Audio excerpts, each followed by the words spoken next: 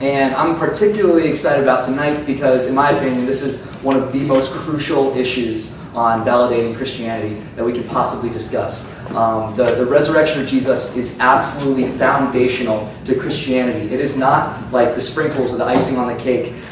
If Jesus was truly resurrected from the dead, literally, historically, bodily, died and then was resurrected again to life, I would suggest that changes everything about the human existence from then on out. Likewise, if that didn't happen, then the very foundation of Christianity, in my opinion, crumbles, because this was something that they said proved that Jesus is God in the flesh. And so even Paul the Apostle in the Bible, this is the man who wrote a significant portion of the New Testament, said, "If only for this life we have hope in Christ, we are of all people most to be pitied." And so Paul is basically throwing down the gauntlet and saying, if this is all a myth, and if Jesus wasn't resurrected from the dead, then we are fools. We are believing a myth. We are believing a lie. Likewise, Jesus said himself that he was talking about the Pharisees, and people were saying, "Oh, give us a sign, give us a miracle to prove that you're God." And he said, "You're not going to get a sign except for that of Jonah. I'm going to be gone and Jonah was in the belly for 3 days." But anyway, Jesus basically said, the most foundational point to prove that I am who I say I am is I'm going to die and come back to life. And if he didn't do that, if he didn't come back to life, then that changes everything about Christianity. It shows that either Jesus was a liar, or he was foolishly mistaken, or those words were added in later, in which case he didn't say anything like that, and we can't trust the Bible. So I would just suggest to you, and hope that you take it seriously, that whether or not this event truly happened in history, literally, historically, and bodily, whether or not Jesus came back from the dead, has a dramatic impact on our day-to-day lives. If it did happen, then I'd say it validates Christianity. And if it didn't happen, it completely discredits Christianity, and it's nothing more than a self-help philosophy. So with that, I'd just like to introduce our contenders for the evening. I have a brief bio for each man. So David Wood, right here, it says, David is a former atheist who converted to Christianity after examining the historical evidence for the resurrection of Jesus. He is a member of the Society of Christian Philosophers, the Evangelical Philosophical Society, and the Hume Society, and has participated in more than 30 public debates with representatives of atheism and Islam. You can reach David at his website, acts17.net. He will be arguing against the motion. He believes that he will be arguing that the resurrection did happen. Once again, the motion of the evening is that the literal resurrection did not happen. So he will be arguing against that. The man arguing in favor of the motion is going to be Farhan Qureshi. And he is a former Muslim who defended the religion of Islam on the academic stage. He has debated theologians, philosophers, apologists, Christian apologists, thinkers and activists at universities, churches, and on media programs. He is now officially an agnostic and is the director of the website beliefrevision.com. He is currently pursuing a doctorate in clinical psychology and has worked in mental health for the past 5 years. I've met David at a number of events in the past at NYU, and I'm very excited to have him back. It is the first time that I've met Farhan, and I'm very excited that he's donated his time to come and engage us in this way. Gentlemen, first of all, can you welcome our contenders?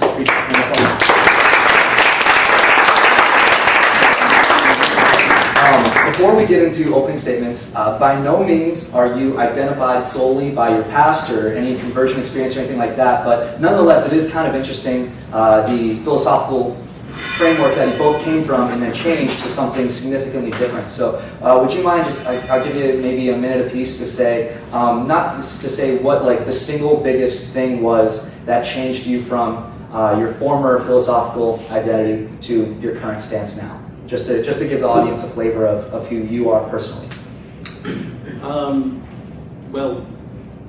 Some of you in here may have had a similar experience. I was an atheist and was persecuting a particular Christian, and I messed with the wrong one day. And this guy schooled me for months, and I eventually started studying Christianity and the resurrection to refute him. And in order to refute him, I realized I had to come up with some alternative explanation. And and some of the facts that we're going to look at tonight, I realized there was no alternative explanation other than resurrection. And so there are some other things involved, of course, but that would be the biggest issue in my leaving atheism and becoming a Christian. Sure, thank you. Well, I was born and raised in the United States, but to a Muslim family, and so my identity as a Muslim was very precious to me.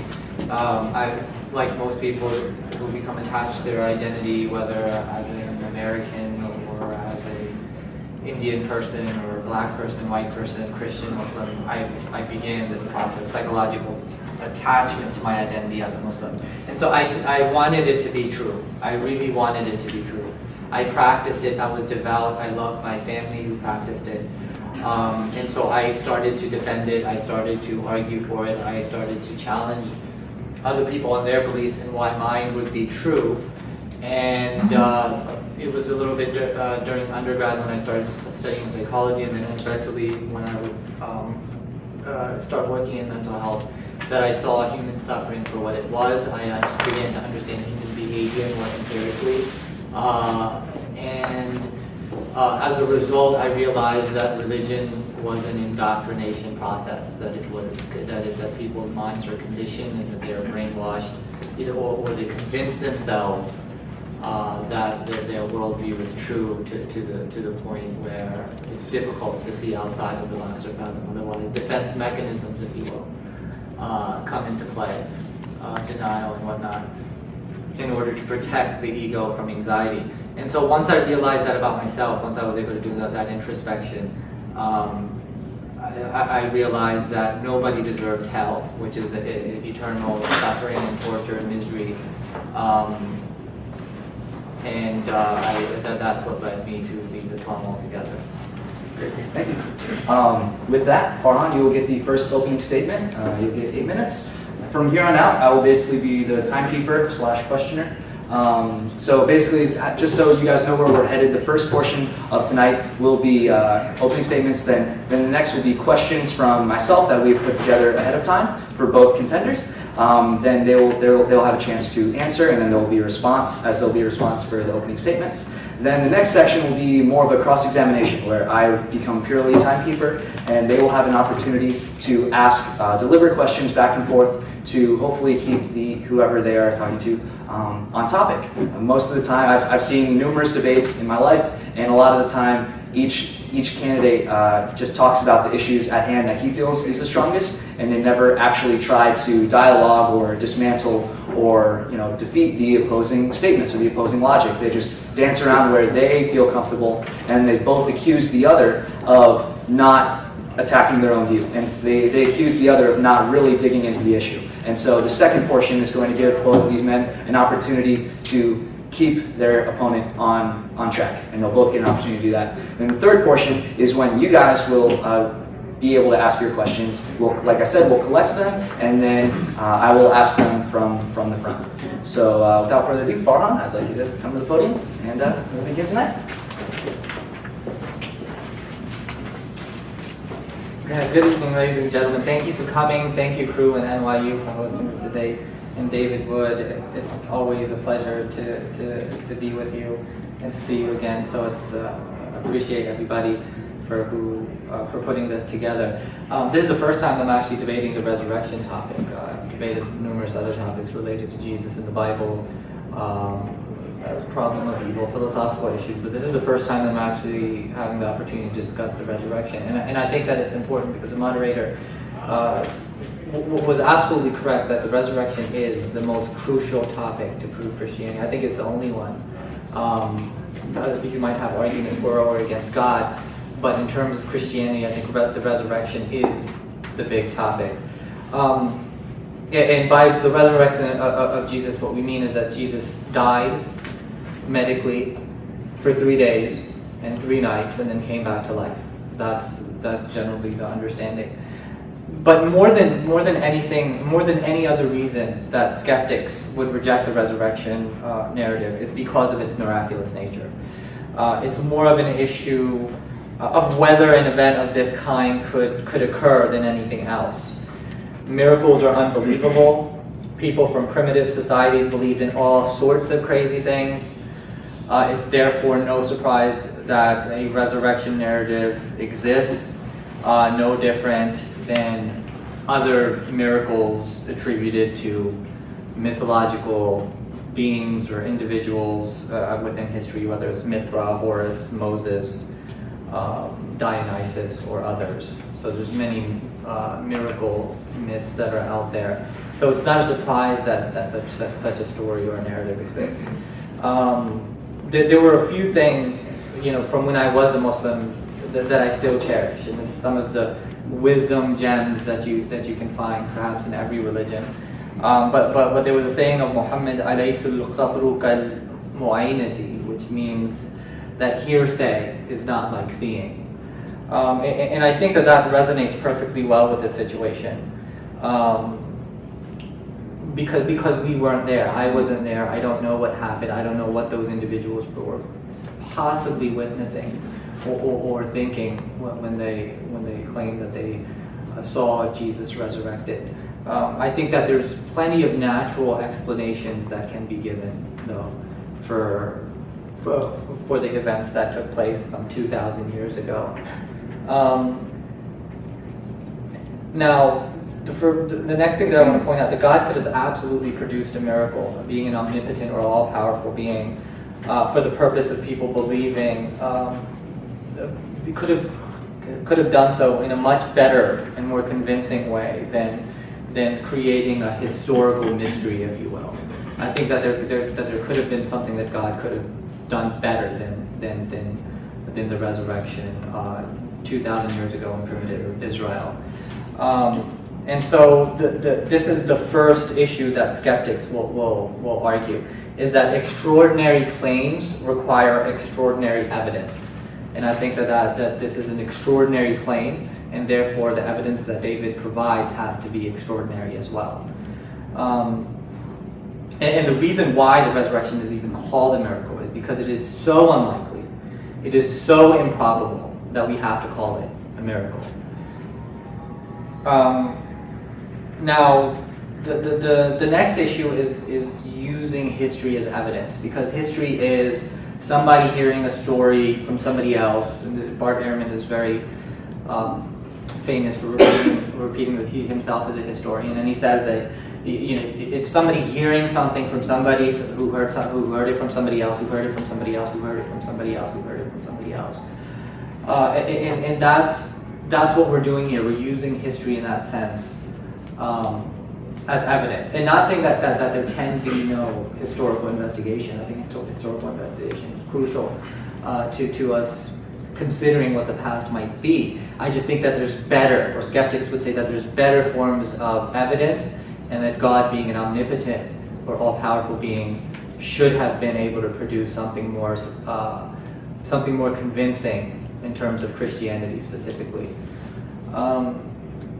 Now, when we talk about the Bible, there's some issues about the narratives even with the Bible, because first of all, none of the authors of the Bible were eyewitnesses, whether it's Paul or the four Gospels. None of them, we don't know who the authors are. These are anonymous titles. The individuals who witnessed the resurrection were lower class fishermen from Galilee, and so they weren't very educated. And the composers of the New Testament, on the other hand, seem to be, and Bart Ehrman is someone who points this out as well, seem to be educated and highly educated and rhetorically professional in Greek composition. And so we see a difference between the individuals that are writing the Bible in Greek and the original disciples and their background. The next issue is that perhaps I could quote Thomas Paine, who says in his Age of Reason, "I lay it down as a position which cannot be controverted. First, that the agreement of all parts of the story does not prove that the story is true, because the parts may disagree and the whole thing might be false.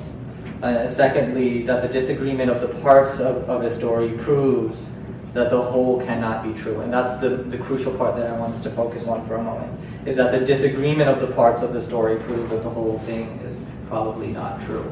And that's a big issue with biblical inerrancy. And what biblical inerrancy is that the four Gospels are telling the story quite differently. Some of the more famous ones, in terms of the day and the time that Jesus died, different according to what Gospel you may read. Did Jesus carry the cross, or did Simon? Different according to the Gospel that you might read. Did certain people, did the curtain rip in half before Jesus died or after? Different according to what Gospel you may read. Who went to the tomb on the third day? Was it Mary alone, or did she go with other women? There's a difference in narrative.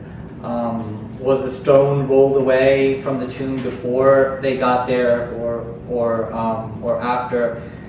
These are differences within the narratives themselves. When they went to the tomb, was it one man, was it two men, or was it an angel? The narratives are different in terms of describing this. Were they told to stay in Jerusalem, or were they told to go to Galilee afterwards? Different according to what Gospel you may read. And so, given that there's different versions of what was going on there in terms of the historical narrative, because of these significant differences, one could wonder how accurate the narrative is in the first place. And of course, mind you that these are narratives being told some 20, 30, 40, 50, 60 years after they supposedly happened. Would you mind wrapping up? Okay, sure. And so just to wrap up, there's an issue with miracles being the least probable occurrence. The fact that miracles have never been verified or falsified is the major reason why skeptics doubt this resurrection narrative. Second is using history as evidence. There has to be better evidence in it. An omnipotent God should be able to produce better evidence. And then the third is biblical inerrancy, the issue of different types of narratives. And the last thing I want to point out is that there's many other miracles in the New Testament. You'll have a chance to rebut his opening statement, and then you can continue. Sorry. The floor is yours.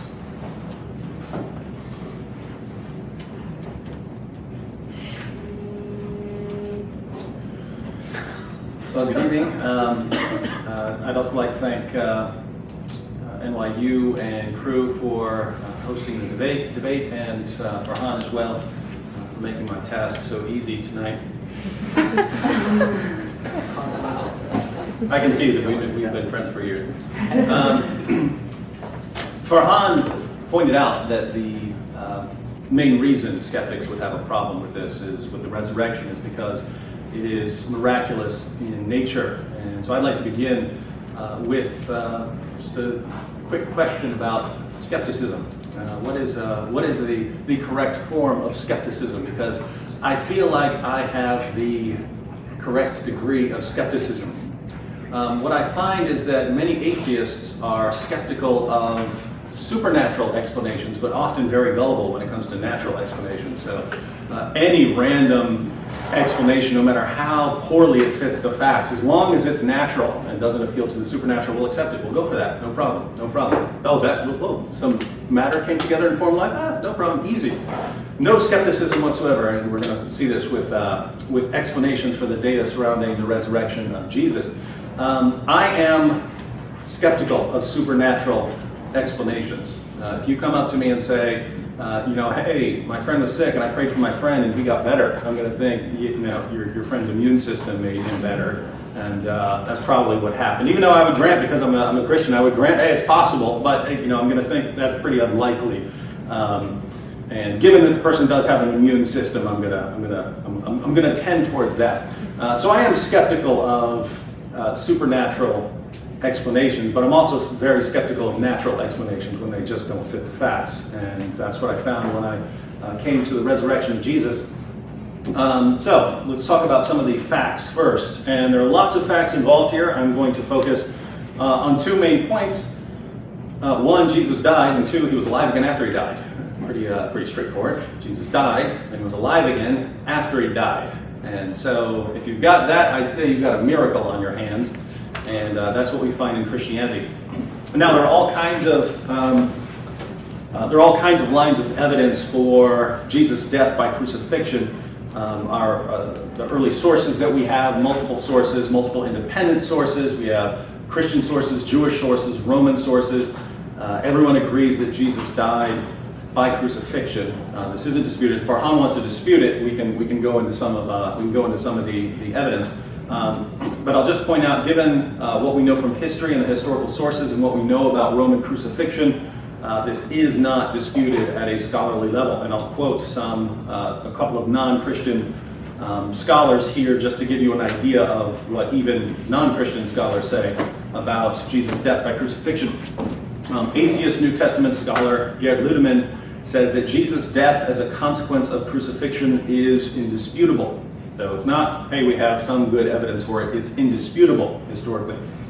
John Dominic Crossan of the notoriously liberal Jesus Seminar says that there is, quote, not the slightest doubt about the fact of Jesus' crucifixion under Pontius Pilate. He adds that he was crucified is as sure as anything historical can ever be. And since Farhan brought up Bart Ehrman, I'll be quoting Bart Ehrman here and there. Bart Ehrman says, one of the most certain facts of history is that Jesus was crucified on orders of the Roman prefect of Judea, Pontius Pilate. So notice, these guys aren't saying, well, we have some reason to believe it, or, history's a really weak tool, maybe we have some reason to think that Jesus might have died, or something like that. They're saying, indisputable, one of the best established facts of history, period. So Jesus' death by crucifixion isn't the real issue. The issue is whether he was alive again later. And Christians appeal to various arguments here, arguments for the empty tomb, arguments from fulfilled prophecies, and so on. I'm just going to stick with appearances because that's why I became Christian. Also at the scholar level, just as there's no dispute about Jesus' death by crucifixion, there's no dispute about whether the apostles had experiences that they believed were appearances of Jesus. So people like Ehrman and others don't believe that Jesus actually appeared to the apostles, but scholars in general at least grant that the apostles were convinced to the point of being willing to die that Jesus had appeared to them. I'll give a couple of quotations here. Gerd Ludemann again says, it may be taken as historically certain that Peter and the disciples had experiences after Jesus' death in which Jesus appeared to them as the risen Christ. Paula Fredrickson said, I know in their own terms what they saw was the raised Jesus. I'm not saying that they really did see the raised Jesus. I wasn't there. I don't know what they saw. That's what Farhan just said. But I do know as a historian that they must have seen something. And Bart Ehrman once again, for it is a historical fact that some of Jesus' followers came to believe that he had been raised from the dead soon after his execution. And Ehrman also believes these followers had experiences that they believed were appearances of the risen Jesus. So, the question, and I'll just stick with that data, I'll just add two interesting components to the appearances. Some of those appearances were to enemies of Christianity. So Jesus' half-brother James rejected Jesus during his earthly life, and soon after Jesus' death, James comes back and starts preaching, even to the point where he was eventually stoned to death for preaching the gospel. And the Apostle Paul, of course, who was an early persecutor in the church, tried to wipe out Christianity, also started preaching Christianity, started preaching the gospel based on the claim that he had seen the risen Jesus. So both friends and foes claimed that Jesus had appeared to them. And let's just stick with that data. There's more, but let's stick with that data since time is short. What's the best explanation for these facts? Lots of people, I believe, die for things that aren't true. But when we turn to the apostles of Jesus, it's very different. If I die today for something I believe in, it's because I heard it from someone and I happen to believe it, and then I go out, and I believe it so firmly I'm willing to die for it. The apostles were not dying for some message that they heard from someone. They were dying for something they claimed they saw with their own eyes. And given how these men went to their bloody deaths, proclaiming that they had seen the risen Jesus, we have to ask ourselves, what convinced them? What gave them that degree of confidence that they were willing to die for this? And we can ask that question about anyone who dies for what they believe, but with these men in particular, it was about something they had seen. So what did they see that convinced them to the point that they're willing to go to their bloody deaths, proclaiming that they had seen this man risen from the dead? And the only explanation I could ever come up with when I was examining this was that they actually saw the risen Jesus. Farhan says he has plenty of naturalistic explanations. I would love to see them because I haven't found any that even come close to explaining this in any coherent way. But at the end of the day, Farhan is right. The main reason that people would reject this is because of some allegiance to naturalism or to just because we reject miracles in general. And the problem here is, naturalism as a worldview is falling apart. It doesn't account for the origin of the universe, it doesn't account for fine-tuning, it doesn't account for biological complexity, it doesn't account for human consciousness, it doesn't account for the reliability of human reasoning abilities, it doesn't account for laws of logic, it doesn't account for moral laws. It's falling apart. And I think somewhere in here I'll quote one of your professors at NYU, who's a world-class philosopher who just came out with a book saying that within about 2 generations he believes that naturalism as it's taught today is going to be something that people laugh at because of how rapidly it's disintegrated. But if naturalism just doesn't account for our world, then we can't rule out supernatural explanations of phenomena. And if we're going to allow supernatural explanations, then I think you have to allow one here. Thank you. Farhan, your rebuttal to his opening statements.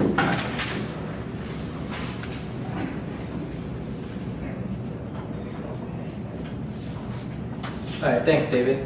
And one of the things that he says is, why were these disciples willing to die for? What caused their confidence? And was it something that they saw? And did that happen to be the resurrection?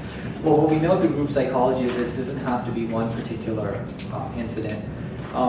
We have to understand that these were individuals that were traveling with Jesus, that they were absolutely overwhelmed and rebellious against the Roman rule at the time, and so they had this emotional and political connection there.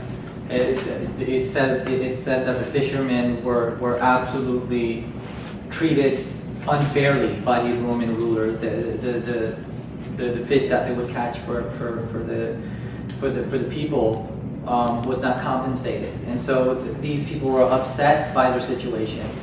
And here comes a rabbi or somebody who's professing to be a rabbi, and he's gathering these individuals up for a very long period of time. So there's this social, psychological connection there. And so it's not just an incident of seeing the resurrection and all of a sudden they're willing to die for this. Rather, this is something that was psychologically conditioned. They were convinced that Jesus was the Messiah and what he was claiming. And so this is more than just an issue of just witnessing a resurrection. In terms of naturalism failing in numerous areas, it's not an issue of simply being naturalist worldview. It's an issue of what can be verified and falsified empirically. We know what the laws of physics are, we know what the laws of biology are, we know what the laws of physics are because we can verify and falsify these things. Miracles cannot be verified and falsified, and therefore we must be skeptical of any claim of a miracle that cannot be verified and falsified in that sense. So this is an issue of the scientific method, it's not an issue of a philosophical worldview. Now, in terms of what they had seen, I agree. I agree with David that the disciples must have experienced something or saw something, but it's also possible that through social psychological phenomena such as the misinformation effect, and you guys can look that up on your own time, that these people simply convinced themselves that they were seeing something, while certain others may have been, for example, hallucinating.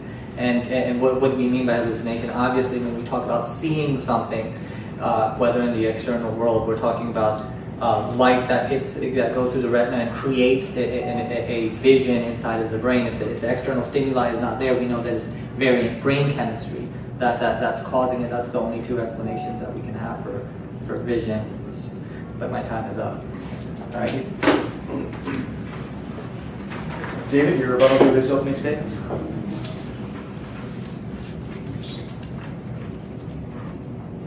All right.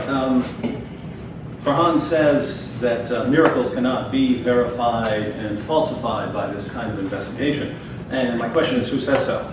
I mean, are we just laying that down as a rule? I don't agree with that. So if he has some reason to believe that, I'd love to hear it. And I'm going to ask, if we're laying this down, how could God ever do anything to convince us? I mean, imagine if God appeared to us right now with striking lightning bolts and so on. It would be open to us to say, wow, that David Blaine's really boning up on his magic here.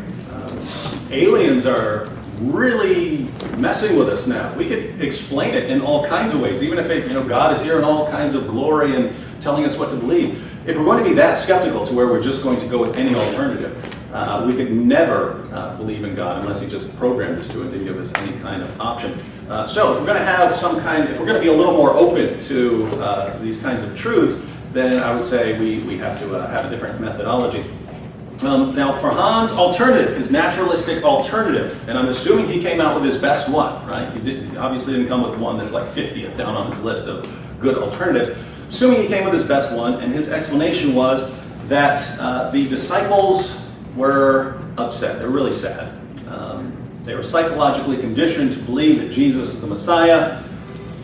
Jesus gets crucified, and perhaps they convinced themselves that they had seen something. Now, this is the obvious route you'd want to go if you're trying to explain the appearances to the disciples, and this absolutely fails. I mean, it fails horribly. If you wanted to explain one appearance to one person and say, maybe this person just felt really, really bad and started having hallucinations, maybe. Once you add that this person goes to his horrible bloody death, well, now you're granting that he has 10, 20 years to be thinking back, did I really see Jesus? Did I really, really see that? Am I absolutely sure because I'm about to be skinned alive, as Bartholomew was? I'm about to be skinned alive and crucified for proclaiming this. Did I really, really see that, or was I just feeling bad? And then when you add to that it wasn't one guy, it was a whole bunch of guys. In fact, our earliest source is an early Christian creed that was the original proclamation of the church. 500 people at one time. So it wasn't one, it wasn't two, it wasn't even 12, it was around 500 people at one time. And when you add to that it wasn't people who were conditioned to believe that, it wasn't just people who were conditioned to believe that Jesus is the Messiah, it was also people like the Apostle Paul who wanted to do anything he could to destroy Christianity, and James, who during his brother's lifetime thought he was insane. These aren't the sort of people who are going to have these kinds of grief visions or hallucinations. And so does this account for the facts? It doesn't even account for the basic facts, and I give the bare minimum. I give the bare minimum of facts. And Farhan's naturalistic explanation just doesn't fit the facts. What does fit the facts? Well, if we rule out Farhan's methodology, then what do we have? We have only so far the resurrection, an actual miracle fits the facts. And if it comes down to whether I'm going to go with a supernatural explanation that fits all the facts and explains them versus a natural explanation that doesn't fit any of the facts, I'm going with the supernatural explanation. David, you can actually stay up there. That concludes the opening statement, so now we'll move into the first question period. So, David, the Bible is the main source of knowledge about the resurrection. Christians claim the Bible is true because it is the Word of God, and we know it's the Word of God because the Bible says so. Doesn't this circular logic undermine the validity of truth we hear about the resurrection? Well, some people actually do use that argument. I don't. I came to believe in the resurrection of Jesus, and I came to believe in Christianity before I actually believed in the Bible. Right? Belief in the Bible came later for me. When I was reading the Bible, I was treating it, okay, here's a collection of first century documents. So here's a collection of first century documents, and it was based on that. It was based on that, treating it as historical documents, which is what any good, reputable scholar will say, whether it's Bart Ehrman or anyone else. These are the first century documents, and they're historical documents. These are first century Greco-Roman biographies. So as far as my own thinking, it was, here, let's see what I can establish from these historical documents. Then I came to believe in the resurrection, and then after believing the resurrection, believing, okay, this is God's sort of central work and sign in history, obviously he's going to want to preserve this, and so you eventually get to preservation and inspiration of scriptures. But I wouldn't start with belief in the inspiration. Some do. Again, I came from an atheistic background. I would regard that as kind of circular there. But the resurrection doesn't depend on presupposing belief in the inspiration of Scripture. Notice I appeal to facts that scholars in general, like people like Bart Ehrman and so on, and what's the best explanation of facts. And but anyway, that's just my. If other people have an argument for Scripture like that. There are different arguments you could give. But again, for me, started with the miracle and then working out from that central miracle, which can be investigated historically. Yes. Farhan, you'll get a chance to respond, and then you'll answer a question of your own. Just so the audience is on the same page, they've mentioned Bart Ehrman a number of times, and he's one of the most respected non-Christian historical scholars alive today. Arguably, he has studied the New Testament extensively, and he's personally he's very skeptical, and so he's a very extensive debater, and so yeah, just so you know. So you'll have about a minute to respond to his answer to the first question. Yeah, just a note on Bart Ehrman. He was actually a devout Christian who went through seminary as well, and due to the problem of evil and suffering, as he cites it, decided to have a change of belief. And I think that's very important too, because David here was an atheist, I was a Muslim, and there was a radical transformation in terms of belief revision, which is what I'm focused on nowadays. Is philosophically what is causing belief update, belief revision. You can see that on my website, beliefrevision.com. But in response to what David said in terms of circular reasoning and using the Bible as a primary evidence for the historical resurrection of Christ, I would say that to me is a problem. It's furthermore a problem in terms of how the date in terms of which the narrative we're being told, the inerrancy that I mentioned in my opening statement, the contradictory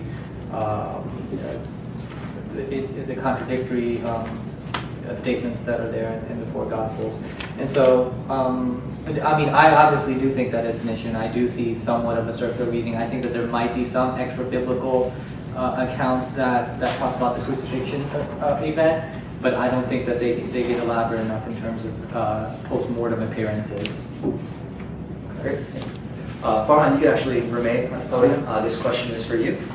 So, many early Christians were willing to be put to death because they would not recant that they had seen Jesus alive again, including, as he mentioned, people who were not associated with Jesus, such as his enemies, such as the Apostle Paul, who later had a belief revision. So even his enemies were willing. Why would they do this if they fabricated the events? Well, again, when we look at cults and we look at social psychology, for David Koresh, for example, or Charles Manson, for example, 300 people, there's mass suicide. Okay, there's mass suicide.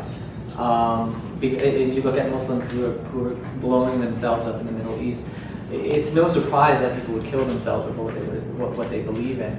So I do think that they were utterly convinced that Jesus was this great Messiah and everything. But it's not a surprise that they were willing to die for it. I think that's conceivable. In terms of Paul, my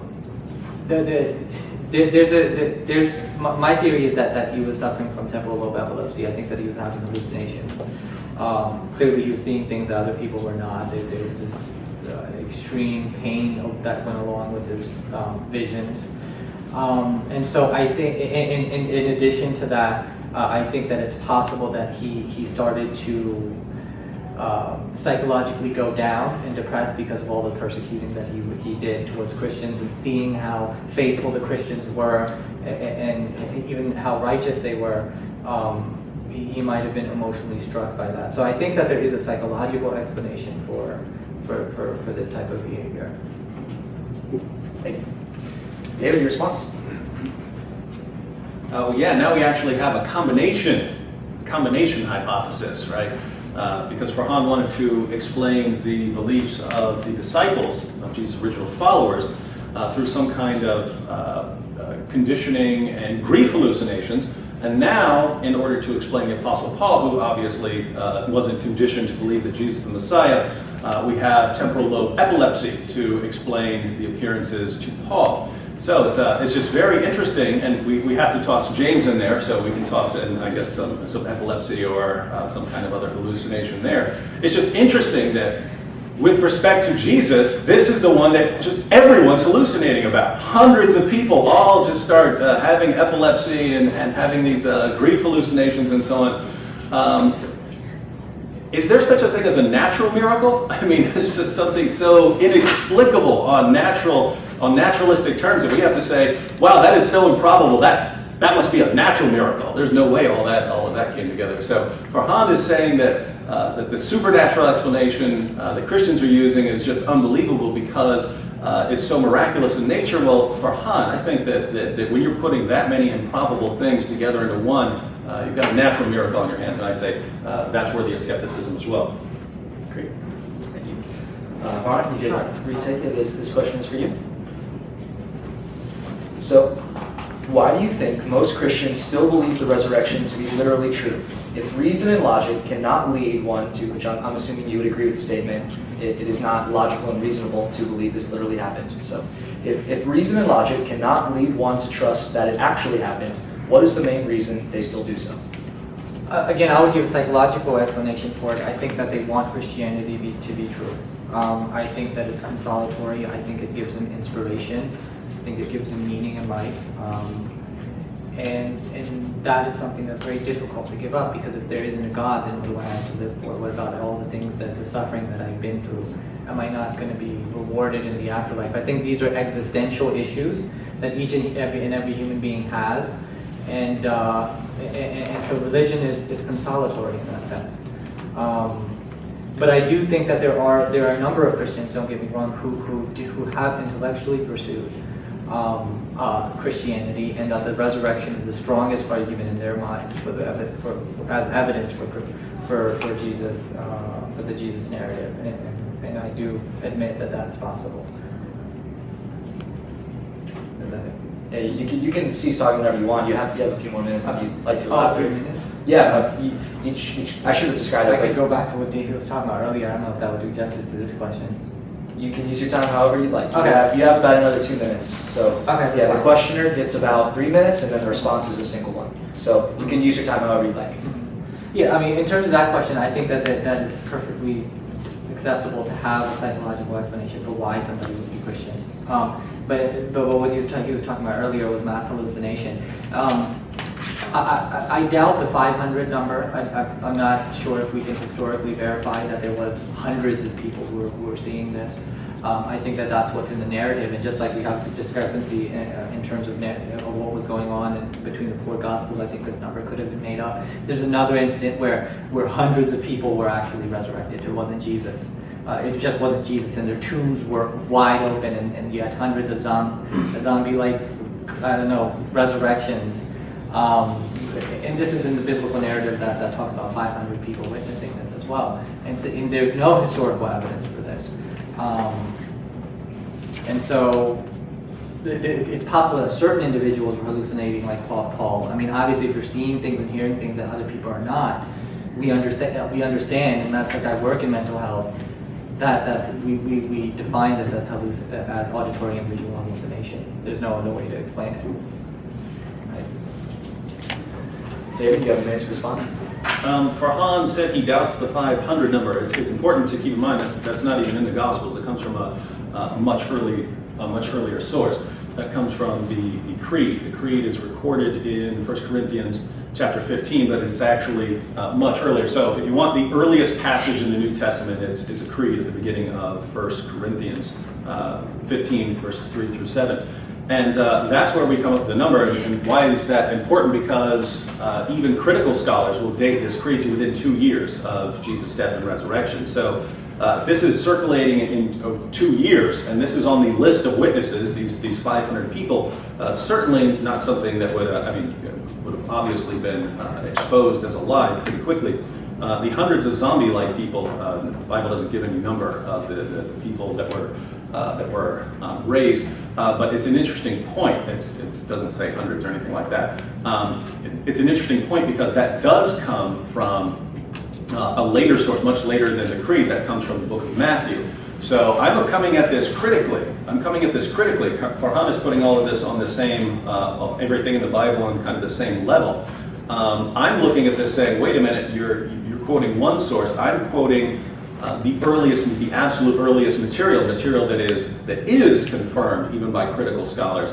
And the difference between, say, resurrection or the raising of certain people and the raising of Jesus is the sheer number of sources and the sheer number of witnesses, and that's why we point to that miracle. I believe the other miracles occurred, but as far as what we have evidence for, we just have vastly more evidence for the resurrection of Jesus. And I don't think that's a coincidence, given that's the cornerstone of Christianity.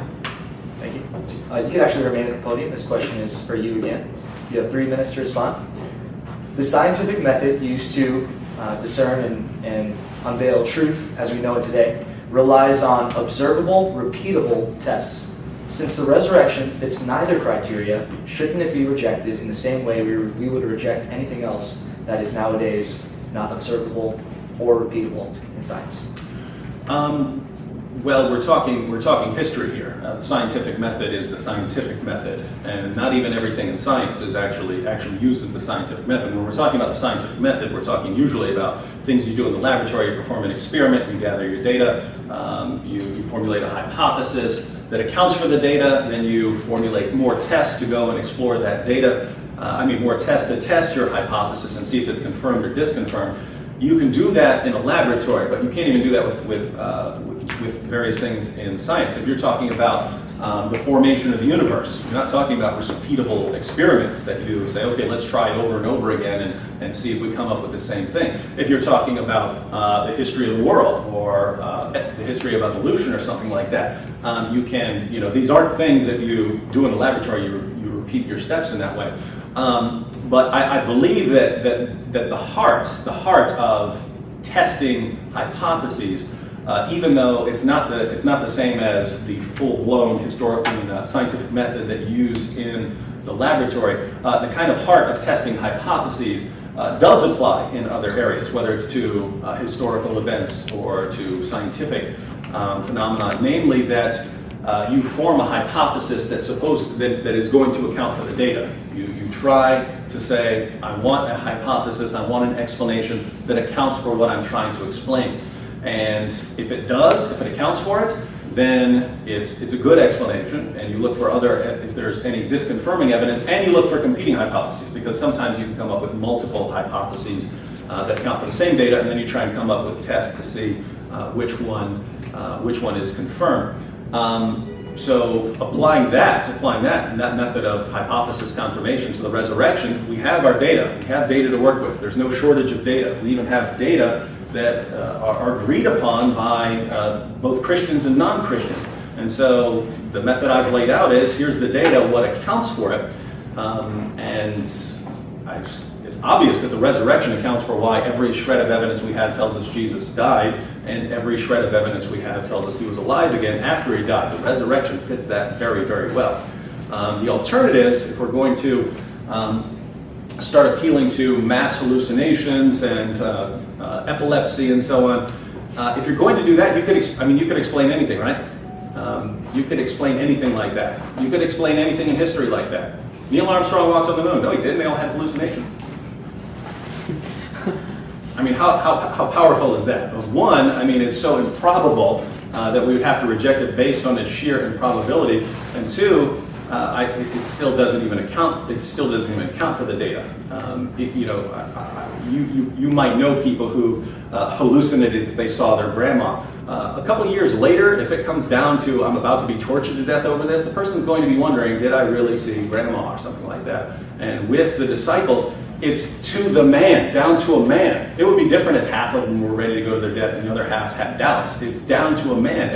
No one had anything but complete confidence that they had seen the risen Lord, and you just don't explain that with hallucinations or epilepsy. Thank you. Farhan, you have a minute to respond to his answer about scientific observability and repeatability in this topic. Sure. Yeah, I mean, during my opening statement, I said that there could have been an omnipotent God could have produced a better way, a more convincing way to establish himself to humanity. And so I do think that perhaps something scientific would be superior to the historical event 2,000 years ago, particularly in a primitive society that's susceptible to all kinds of beliefs. And particularly in a very low educated aspect of that culture. Could there have been something superior to in terms of science? Yes, but I think that it would be even better if our generation, through a generation that has technology and broadcast ability, to be able to witness something like that. And that would be something that would be far more powerful, and God, being an omnipotent being, should be able to produce that. Thank you. All right, I'd like to thank both of you for that first question period. Now we're going to move on to the more cross-examination period, where one person will get a chance to, as to the best extent of their ability, speak in nothing but questions.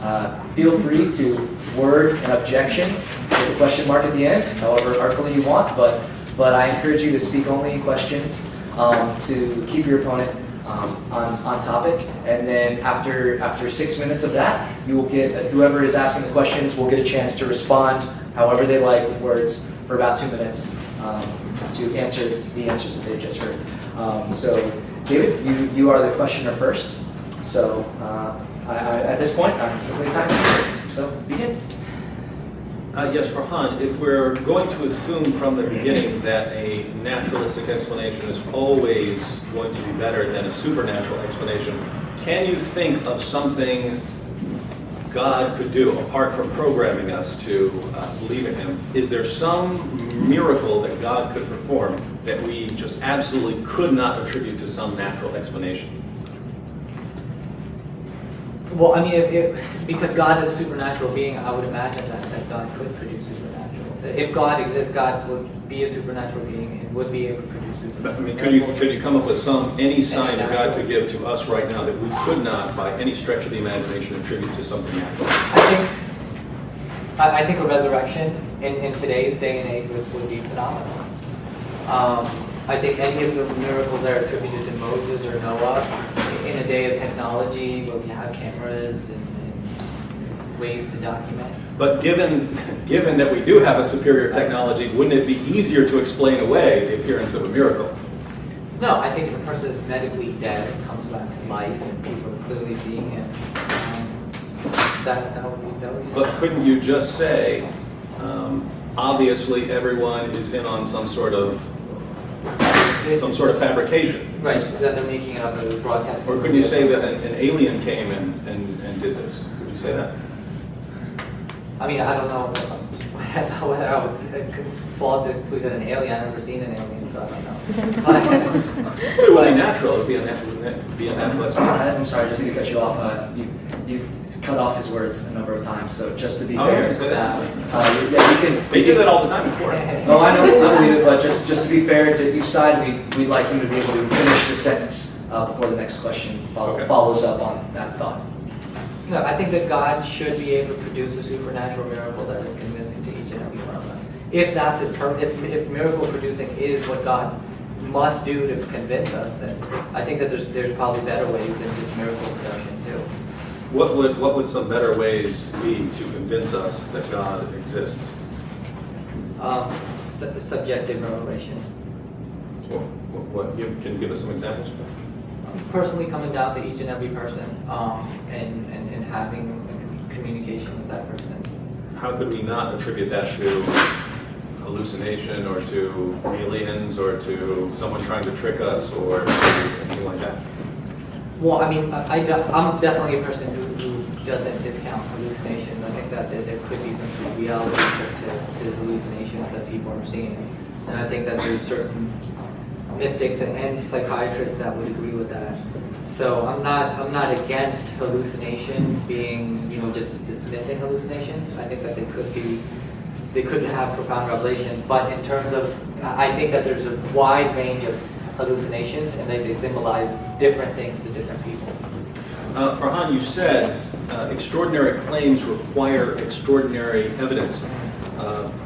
Do you see why some people might regard explaining all of the appearances, both to some friends and foe, as hallucinations that gave them such confidence they're willing to go to their bloody deaths?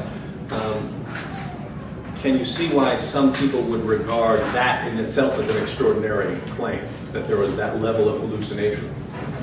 Well, I mean, I would wonder what the level of hallucination that we're talking about is, how many people were included. I think, like I said, the 500 number, even if it's in Paul's writing, Paul wasn't there. Who did he hear it from? There's no verification in the four Gospels of that number. And there's, for example, there's nothing about the empty tomb in Paul's narratives either. There's talk about his resurrection, but the empty tomb happens to be completely, that Paul was completely silent on. And so there's issues in terms of the biblical narrative. And I would wonder how many people were actually convincing themselves or hallucinating in this scenario. So suppose we go with kind of the lowest number, let's say 11 apostles, 11 followers of Jesus, plus James and plus Paul. Can you see why some of us, myself included, would regard the claim that these 13 people all became so convinced that Jesus appeared to them, not seeing some foggy vision, but so convinced that he had appeared to them and had given them commands, that they go to their bloody deaths, attributing this to brief hallucinations or epilepsy? You see why some people would regard that as an extraordinary claim, extraordinary.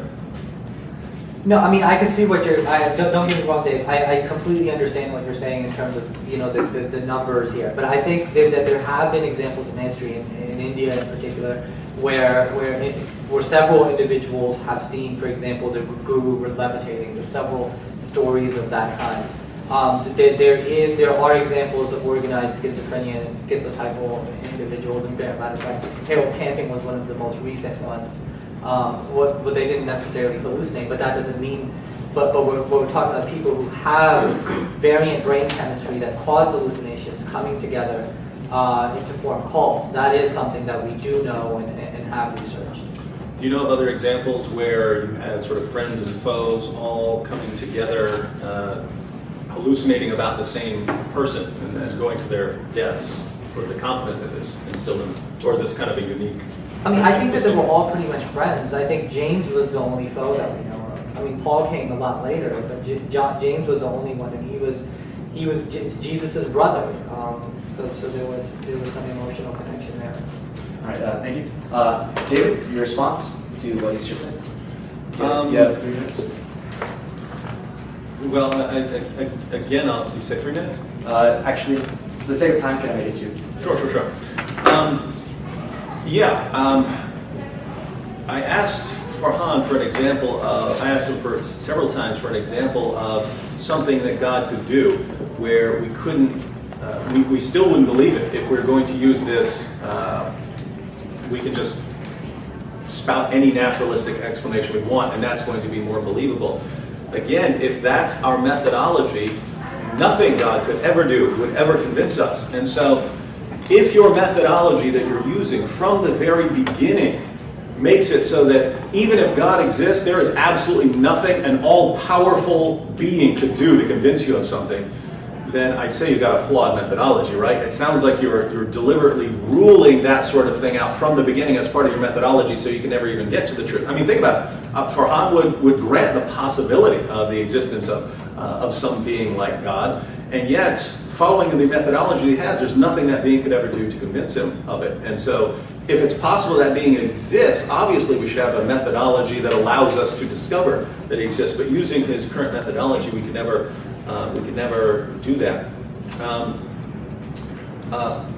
As far as the other issue that we discussed, whether his claim that maybe these guys got together and they were having some kind of hallucinations and they have this brain chemistry, and the Apostle Paul comes along later and so on. Maybe this is a combination of epilepsy and hallucinations. I mean, just think. I mean, what are the odds? If you said one guy was so nuts that he went to his bloody death, based on something he saw, that would be one thing. When it's everyone who is there and they're all saying the exact same thing, and it's both friends and foes, it's people who were devout followers of Jesus and people who are devout enemies of Jesus, and they all see the same thing and go to their bloody deaths, I think you've just pushed the limits. I think you've pushed the limits of believability with these natural explanations. Thank you. All right, Farhan, now it's your opportunity. You'll have 6 minutes to ask nothing but questions of David. Well, my first question, really quick, is the Bible talks about several miracles. The resurrection is the only miracle that it speaks of. For example, Jesus walking on water, curing the blind, curing the leprosy, you have this mass resurrection in Israel. Would you agree that all of these, virgin birth is another one, would you agree that all of these other miracles of the New Testament talks about have no historical evidence for that whatsoever? I believe they do have historical evidence. They don't have the same kind of historical evidence that we have for the resurrection. So if we talk about Jesus walking on water, we have that in the Gospels. The Gospels are first century Greco-Roman biographies. So you have some sources reporting at least that people in the first century were claiming that they have seen that. That's some evidence. That's some historical evidence. But that's different from the evidence we have with Jesus, where the information is so early and so widely attested that even critical scholars are granting the core facts of the resurrection without admitting the miraculous. They're granting all the facts that the claim of the miracle is based on. You don't have, for instance, Bart Ehrman granting, hey, Jesus was there, he was on the water, we don't know how to explain it. You don't have that sort of thing, but you do have that with the resurrection, granting at least the facts that it's based on. Well, I mean, with the resurrection, you have several people, you have several people claiming they believe and we're seeing that these more and more experiences. But these other miracles, such as Jesus walking on water, you don't have numerous people attesting to this. You just simply have the narrative in that saying. So how does the narrative itself act as evidence for that Jesus actually walked on water or that there was a mass resurrection? Oh, well, I understand that, and I'll go ahead and say, if I didn't believe in the resurrection and therefore didn't believe in Christianity, I wouldn't believe any of these stories. Right. What I was denying, your first question was, you said, I say that there's no historical evidence for them. Would I agree that there's no historical evidence for them? I would agree that there is some, but going back to something I said earlier, I would put it in a kind of progression, right? We can examine the core facts of the resurrection of Jesus, and we can learn that Jesus rose from the dead. Given that he rose from the dead, now I'm going to, one, trust the followers a bit more, because if someone just rose from the dead, you're going to be trying pretty hard to preserve other things that this person did and his message. And if you have now a miracle, then that's where inspiration comes along. This is something God is doing. God is obviously going to want to preserve this message for future generations if he's doing this kind of work. And therefore, I would expect God to be somehow involved in the preservation of the material. So for me, this isn't true of everyone, but it starts with the resurrection. No, I mean, like I said, I understand why the Christians are arguing the resurrection as a historical evidence, but you do agree that there's no argumentation for these other miracles that elaborate as you do with the resurrection. You could make an argument for them. You could say, look, the feeding of the 5,000, it occurs in all the Gospels. Therefore, you have multiple independent testimony to this miracle of Jesus. You could argue that, but if I weren't persuaded by the resurrection, no, I wouldn't be persuaded by these other miracles. In other words, I would say, okay, you guys agreed, and so what? I don't believe it. And that's why you don't have a lot of Christian apologists saying that, okay, Jesus walking on water is evidence for Christianity, or Jesus curing Lazarus of leprosy is evidence for Christianity, because he's not got historical evidence for it. Resurrection seems to be a little bit different, because it's something that multiple people were claiming to have seen. Okay, now when we talk about hallucinations, if somebody were to come to you and say to you that they're seeing things or seeing dead people, like in the Sixth Sense, or they're having these visits from angels, or something to this extent, would you not say that this person is having auditory or visual hallucinations from a psychiatric position, and to say that anything other than auditory and visual hallucinations such as in Jesus' case, would fall to the logical the logical fallacy known as special pleading, which means that in all other circumstances it's hallucination, but this one it's not. If someone said that angels were appearing to him, it would certainly be one option that this person is hallucinating, or that this person is lying. But I happen to believe in angels, so I would have to grant that as a possibility. I wouldn't believe that it was necessarily that it was hallucination. I wouldn't necessarily believe that it was from God if the circumstances were radically changed to where it was many people all saying they saw the same angel. But just to give you an example here, my mom said she saw a ghost one time, but her husband also saw it, right? So they both saw the ghost. So normally I would think, okay, my mom said she saw a ghost, who cares? When they're both telling me that they were sitting there witnessing a ghost that stood there for several minutes, then I have to start thinking, I don't know, right? The point is, I don't necessarily believe that they saw a ghost, but I'm not going to discount it just because now it's you have multiple people saying the same thing, and with the resurrection, of course, this is far beyond that. Okay. That's the time we have. So right now you have 2 minutes actually to respond to everything you just heard.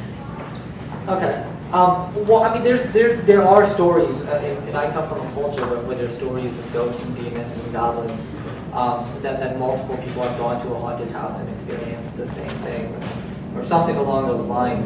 I think that psychology, in this sense, in terms of hallucination, is it's very elaborate. So there's a lot of different types of hallucinations that people have. Especially when there's communication that, oh, I saw this. Like, for example, the misinformation effect in social psychology, we know that this information can be fed into a person, and a person genuinely believed that they saw something that they really did not. And this is something that's been researched in social psychology, and there's peer-reviewed articles for things like the misinformation effect. I think that because when we're talking about hallucinations, we're talking about visions, we're talking about brain chemistry, we're talking about if it's an external entity that light is going to reflect off of that entity and it's going to go through the retina and create an image inside the brain. If it's not there, then it's variant brain chemistry that's causing it. These are the only 2 types of visions that we as human beings know of. There's no additional explanations for it. And this is something that we can do the fMRI scans on the brain to actually observe that these are the 2 types of visions that human beings have. This third phenomenon of beings being present with no variant brain chemistry, and yet there's nothing external to their presence, is simply unheard of. And so what I'm saying is that special pleading is when, in all of the known cases that we have, that these things are hallucinatory. But in this special case, it's not, and that's special pleading. Oh, okay, that's great. That's fine. Thank you for that. So we'll now move into the third portion of the debate, which is the audience questions that we've collected. If at any point you want another card, or we might even go to raising their hands, but if you still have your card and you haven't passed it in, feel free to write a question and just pass it up to the front to Sydney or myself, and it might still make it in if we have time. So the first question is for David from the audience, and it's rather long, but it says, my question deals with the great assumptions of this debate. Great assumptions. This debate is not, the core of Christianity is not that Jesus died and was resurrected, but that the God of Jesus is the universal God of all people, and his teachings and judgments apply to all. Why is it that an occurrence that confounds human definitions of truth and certainty confirm or justify a worship that condemns people to damnation and others to paradise in unity with God? Isn't a miracle like a resurrection just something we cannot explain, and why should the human limits of truth be the basis for judging people? Well, there are a lot of issues in there. I want to point, as far as the topic of the debate, most of that would be irrelevant. I'll go ahead and take a crack at it, but I just want to point out that most of it would be irrelevant. If the question is, whether Jesus rose from the dead, whether that confirms Christianity or whether that establishes Christianity is at least conceptually separate issue. If someone rose from the dead, that is a separate issue from whether what else this issue does. And so, questions about condemning people to hell and stuff based on this, those are somewhat separate issues. But think about what this is claiming. That the purpose of Jesus is to just unite all people and so on. And his central message isn't about his death and resurrection. I mean, where are you getting this? I mean. In other words, if I sit back and I say, here's what I would like Jesus to be. I would like his central message to be about just uniting all people. Therefore, that was Jesus' message. And enough of this crucifixion, resurrection stuff. Do we just get to define people sort of in our own image like that? Well, the problem is we have historical records about Jesus. We have the historical writings from that time. We have the message that his followers went out and preached. And in the book of Acts, where we see Jesus' original followers going out, they always centered their message on three facts. One, Jesus died on the cross for sins. Two, he rose from the dead. And three, he claimed to be divine. And so if that's the message Jesus' followers were taking away from him, I think you can't just say, but I don't want Jesus to be that, therefore I'm going to say he's something else. In other words, if you want to deny that Jesus is who he claimed to be, or what the early records say, then just say he's a nutcase, or just say he's a liar, or just say he's demon-possessed, or say something else like that. Don't rewrite Jesus in your own image. So we have the message. We have the message. You have the ability to accept the message or not accept the message. I accept the message because it was confirmed by miraculous revelation. And the difference between Jesus' message and everyone else is this core miracle. In other words, if I'm going to listen to anyone tell me about God, I'm going to listen to the guy who rose from the dead. So I'm going to listen to Jesus, but if I'm going to listen to Jesus, I can't sort of tell Jesus what I want him to be and then demand that he be like that. I have to let Jesus speak for himself, and as the one who rose from the dead, if anyone deserves to be able to speak about God, it'll be him. Thank you. All right, Farhan. This one is more so for you. It mentions that if the resurrection is true, that's clearly a demonstration of God's power. But you've objected that if there is a God, he would have done it in a better way. So it's asking for specifics of, hypothetically, like if you were God trying to reveal yourself, how would you do it in a better way, specifically than what we see in the Jesus narrative? Yeah, and that was kind of what David asked me earlier as well. I think that David asked that same question. I think that it's unfortunate that God has to play hide and seek to begin with. I think that's a bigger issue to me. And not only that, but why does God want to be recognized or worshipped in this way? It seems a little bit narcissistic. It seems arrogant. I think that if there is a God, that there has to be a better purpose than simply believing in an entity that created us. There has to be a story of growth and transformation, but that's not what the Christian message points to. It points to a doctrinal acceptance of a resurrection that pleases God and allows you to avoid an eternity of suffering. That type of message it just doesn't resonate with how I experience life. When I experience life, I experience love and compassion and empathy between human beings. I feel that I have a connection with human beings in nature. That resonates more to me, and I think that this miracle production that people are looking for from God to convince people that he exists it's a silly game of hide and seek, and I don't believe that that's what divinity would entail. Thank you. All right, so for David.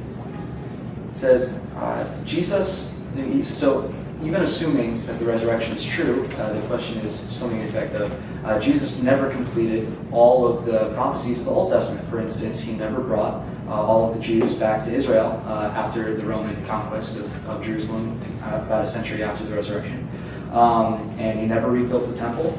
and never brought world peace, never established the government on his shoulders, such as what the prophecies of the Old Testament said that the Christ figure would do.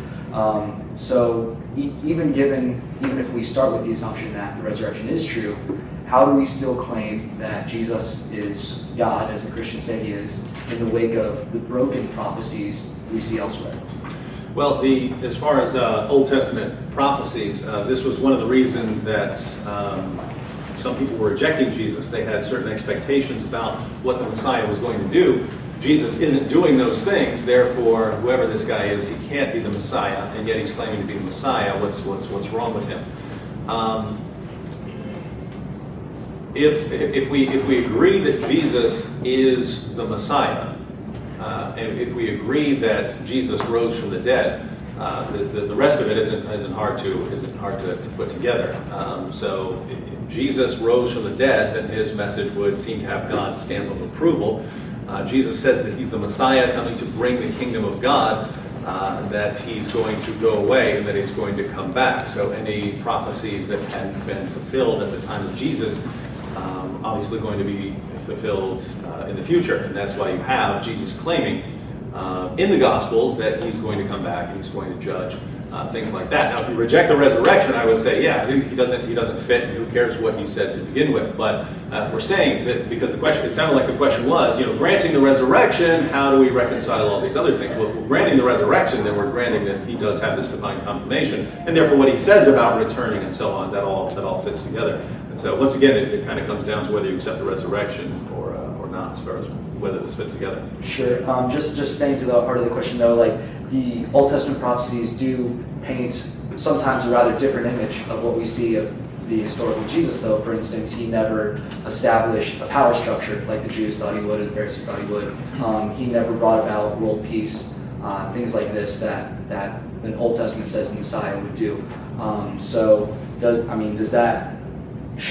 that discredit Christianity in any sense? Well, no, because again, if we're talking about Old Testament prophecies, if you look at Isaiah 53, I've sat down and read this to a Muslim who didn't know what I was reading. I said, "Who's this about?" "Oh, it's about Jesus."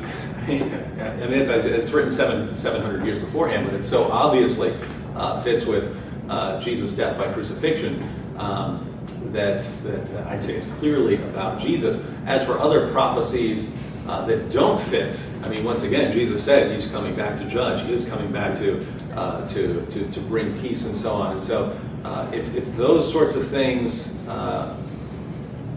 let me put it this way: if someone's going to say Jesus didn't fit those things when he came, therefore that's a problem.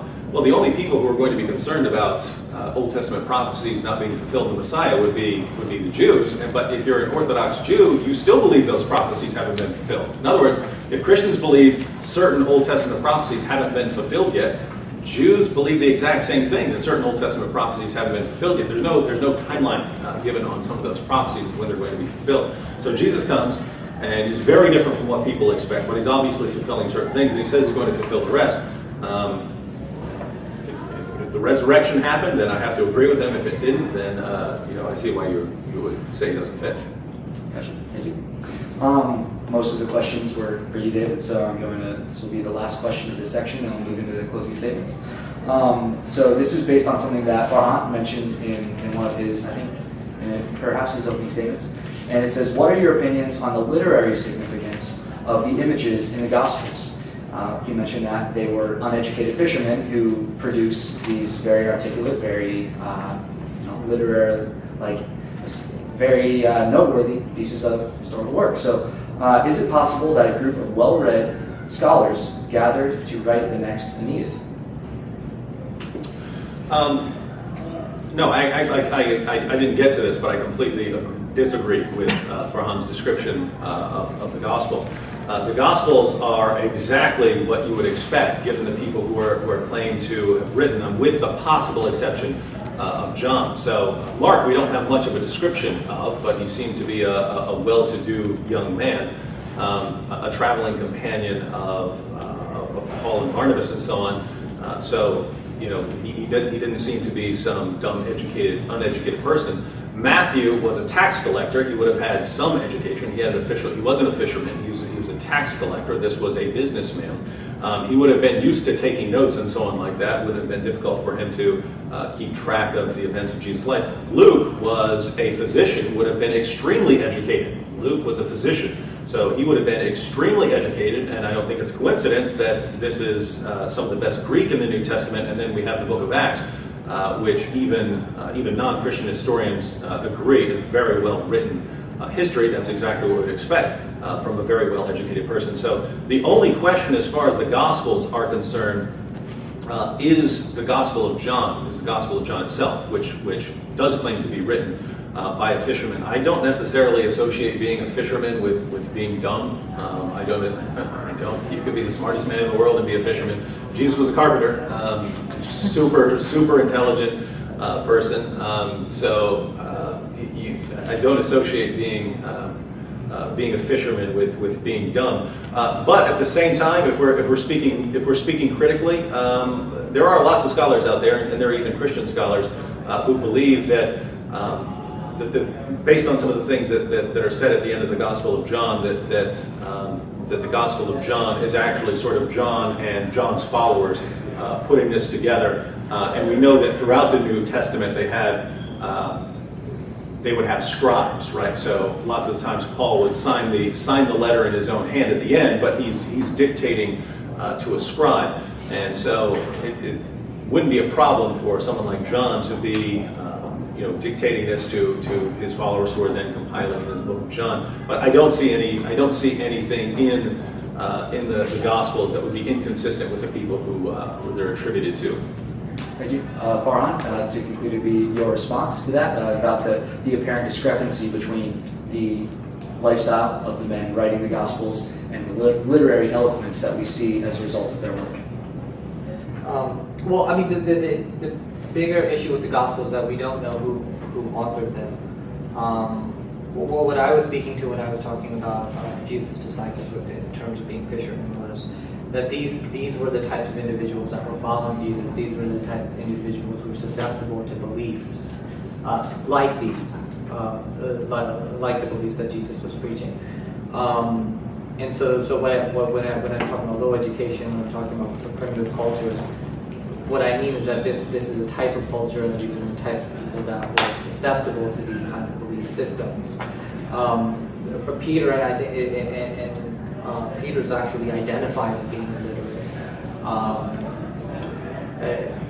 in the book of Acts, and so there is a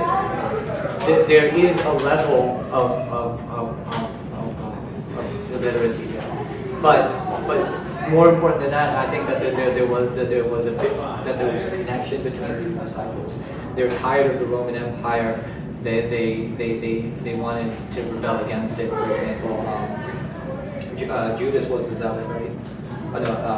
Judas was a zealot. Is described as a zealot. They had problems with the Roman Empire, and so they had an additional reason to come together and follow Jesus as well.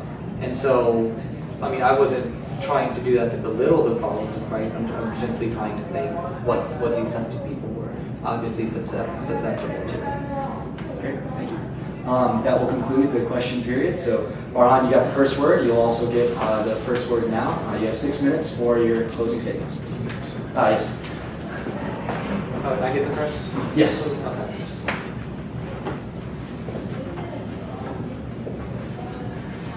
Okay, so the question tonight was, did Jesus rise from the dead? Is this something that we as an educated 21st century people, is this something that we can come to believe in? And is this sufficient evidence for us to believe in the God of Christianity? And I would argue that this is the strongest argument that Christianity has. I agree with that, and I think that it is something that we should be contemplating over. This is something that we should be thinking about in terms of intellectual pursuit. And I will even go to the next step if you're open to it, and as an agnostic I am be praying about it. And so that's something that Christians have definitely opened me up to more, and I appreciate those prayers, and I do think that this is not something that even I personally can just say case closed.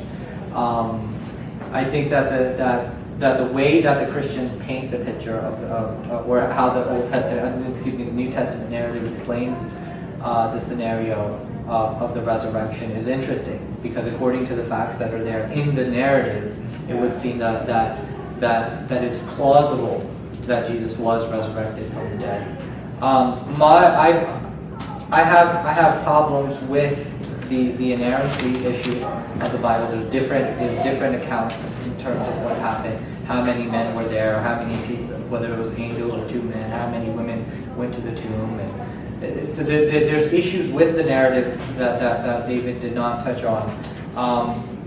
But the bigger thing, again, for the skeptic is the miraculous nature of this event. And that's something David and I agree on. And the question that the skeptic has is that if there are other explanations that we have, whether it's hallucinations, whether it's people making up stuff, whether it's a stolen body, or whatever the theory might be, if there are other possibilities, then we would prefer those possibilities to the miracle, which we define as the most improbable possibility of all historical events. And so David and I debated the problem of evil yesterday, and one thing that he said that these are all theodicies to explain why God would allow evil. These are all possible reasons why God would allow evil. And so in a similar instance, I would argue today that these are all possible scenarios in terms of what happened 2,000 years ago. And that we should be open to them in the same sense, and that we should prefer those that conform to reality as we know it, that conform to the reality of science and empiricism and falsification, and modern technology. And so, I mean, I do think that there are other explanations. I do think that if people are claiming to hear things and see things that other people generally are not seeing, that they are hallucinating. And I think that these are reasonable explanations for what went on 2,000 years ago. Thank you, NYU and crew, and David Wood again, and thank you guys for coming. Peace and love to everyone.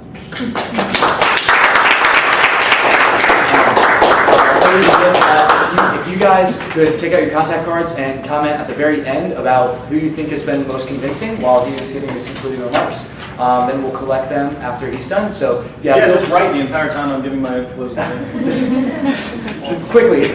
Multitask. Or at the end, you can be as respectful as you like, and then right at the very end. But please, at least give him your ear. If you can multitask well, then write. If you can't multitask well, then prioritize David and listen and write later. I got 6 minutes? About, yes. All right, well, Farhan said something interesting at the beginning of his conclusion there, and it's something that's been coming up. He said that the issue here is whether this miracle is sufficient to establish the truth of Christianity. And in that vein, throughout this debate, he's been saying things like, couldn't God have done something more? And I'm looking at this very differently. The question is, did Jesus rise from the dead? The question of what it confirms, or how well it confirms it, or could something else confirm it, those are different kinds of questions. So, in other words, Farhan is thinking, I really don't, I really have lots of problems with this Christianity thing. Now let me go and investigate the evidence for it and see whether it confirms all this stuff I don't like about Christianity. And obviously, you're not being unbiased there when you're examining the evidence if you're starting with the assumption that you really don't like this. I'm asking a question: did Jesus rise from the dead? And I'm focusing on the evidence. Here's the evidence. Does the evidence confirm that he rose from the dead, or does the evidence leave it open to question, or does it show he didn't rise from the dead? And then, based on the answer to that question, whether he rose from the dead or didn't rise from the dead, or we just don't know, then now what are the implications of this? And so the implications of Jesus rose from the dead. The evidence establishes that, therefore it confirms his message, not the other way around. We don't want his message confirmed, and therefore now we're going to go and try and come up with some alternative explanation. And what is the alternative explanation that we've been offered here? I'll just ask, why do you believe I'm here right now? Why do you believe that I'm standing here speaking to you? If Farhan is correct, you could all be hallucinating right now. We could never know that I'm here right now. Because it's possible for all kinds of people to see the exact same thing. Look, if I were not here right now and you were seeing it, it would be in your own mind. It would be in your own mind. That means that the person sitting beside you is not seeing it. Why? Because it's in your mind. It's in your mind. If everyone is seeing it, if everyone's witnessing it, then it's not just in your mind, it's something out there. And what we have with Jesus' disciples, and some foes even, is that they were all seeing Jesus risen from the dead. How do we explain that? I've never seen an explanation that fits the facts other than Jesus' resurrection from the dead. Farhan says that last night in the debate I said, hey, these are possible explanations. We're using possible in different senses here. Last night when I talked about various theodicies, I'm talking about plausible reasons that God might allow suffering. Farhan, it seems, is, well, this is logically possible, right? There's no contradiction in saying that lots of people all were hallucinating the same thing. True, there's no contradiction. It's logically possible in that sense. But it's so radically improbable that it's not something I could ever take seriously, not when there is a perfectly good explanation on the table that accounts for all the facts and does so without any kind of strain given the evidence. Farhan has said that God is playing this silly game of hide and seek. And I'm concerned about Farhan's view of God, that God is sitting there thinking, how am I going to convince these people? Oh, let me perform a resurrection. Oh, that's not working very well. Oh, how can I do it? I just can't come up with any way. That's not how things work. I mean, if you take the Christian story as a whole, human beings have decided to rebel, and God says, in effect, okay, if you have decided to live on your own, I'm going to leave you on your own, but I'm going to give you some signs here in case you would like to come to me. That's kind of the message. Not how am I ever going to convince these people? And I just can't do it, even though I'm all powerful. It's not the message. On the issue of the Gospels, he says we don't know who wrote the Gospels. Absolute nonsense. Absolute nonsense. We know who wrote the Gospels. Those are the names that have traditionally been attributed to them. It was in the 2nd century, but these are the followers of, these are the 2nd and 3rd generation Christians here. So you can be skeptical about that, but if you're going to be skeptical about the authors just because it's Christianity, be consistent. Doubt Homer, doubt Plato, doubt all of these people wrote these things. If we're just going to say, even though we have evidence for it, even though these are the names that are attributed to it, we're going to just reject them. He says I didn't respond to his complaints about contradictions in the Gospels. Well, that's because I explained in the beginning. I'm approaching them as I did in the beginning when I became a Christian. These are historical documents. And actually, that was one of the reasons I started trusting them in the beginning, that I saw differences, because before that I believed these guys got together and invented a religion. And then I start seeing differences in the narratives and I think, wait a minute, these are not guys who got together and invented a religion. Otherwise they would have had these identical stories. So it was actually something that made me start trusting the Gospels more in the beginning as historical documents. As far as inspiration and whether these are actual contradictions, you can find harmonizations of the Gospels pretty much anywhere. You can go on Google, you have books on the harmonizations of the Gospels. I've never seen anything that's really a clear contradiction in these resurrection accounts. And finally, Farhan says that love resonates with him more than this Christian message about brutal judgment based on adherence to a particular doctrine. Farhan, if love resonates with you, I don't know how you're looking at this story, right? I don't know how you're looking at this story about what happened at Jesus' crucifixion and his resurrection. The idea, I'm not saying you need to agree with it, but I'm saying if your focus is on love, what greater love story has ever existed in the world than that God loved us so much that he was willing to pay the price for our sins, that he was willing to enter creation and be beaten and tortured and killed for the sake of the people he loves that much. You can say you don't believe it, you can say it's all nonsense, but don't say that this story is not about love. It's about love from beginning to end. And when we add the fact that all the evidence we actually has only confirms it through the resurrection of Jesus, I'd say, Farhan, time to drop your agnosticism. Please thank our debaters.